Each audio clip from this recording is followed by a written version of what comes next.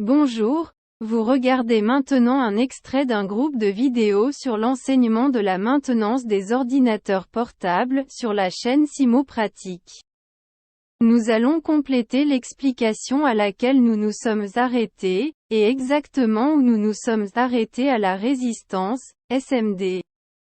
L'autre élément que l'on rencontre lors de la maintenance de la carte mère est le condensateur. Il existe différentes formes de condensateurs et nous apprendrons à les connaître en détail. La première chose que vous devez savoir est que l'unité de base pour mesurer un condensateur s'appelle farad.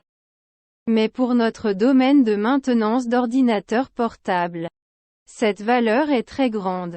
Pour cette raison, vous constaterez que la capacité des condensateurs que nous le commerce dans notre domaine est mesurée en microfarad, nanofarad et picofarad. Divisé en il existe deux principaux types de condensateurs. Le type largement utilisé dans la carte mère est appelé condensateur céramique et est symbolisé par ce symbole dans schéma. Ce type n'a pas de pôle négatif ou positif. C'est-à-dire qu'il peut être installé à l'envers sur la carte mère, et parmi les défauts courants ce condensateur provoque un court-circuit sur la carte mère. Et lorsqu'il est mesuré avec un voltmètre, il ne devrait pas nous donner une cloche. Il existe un autre type de condensateur que l'on peut rencontrer lors de la maintenance. Et c'est condensateur chimique, mais ici la question est différente, car ce condensateur a une polarité et est symbolisé par ce symbole sur la schéma. La partie noire indique la borne négative. L'autre partie indique le côté positif.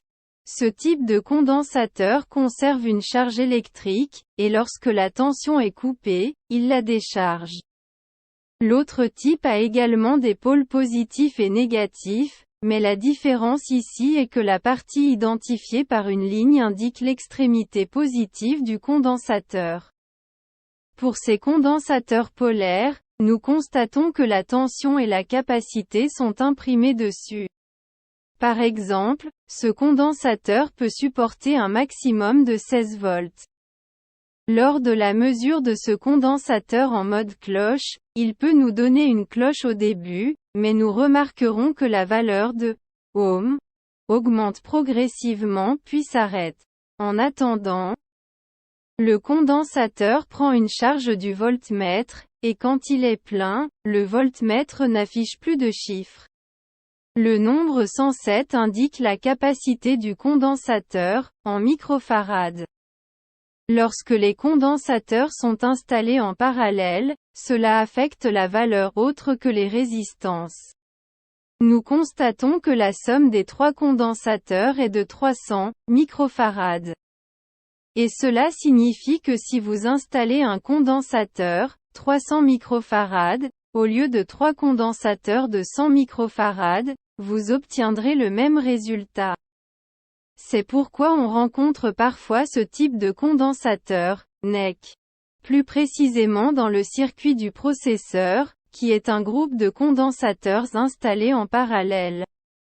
Le nombre 90 est en fait égal à 900 microfarad, tandis que le nombre 7 indique, référence, l'élément. Par exemple, si nous trouvons le nombre 128, cela équivaut à 1200 microfarad.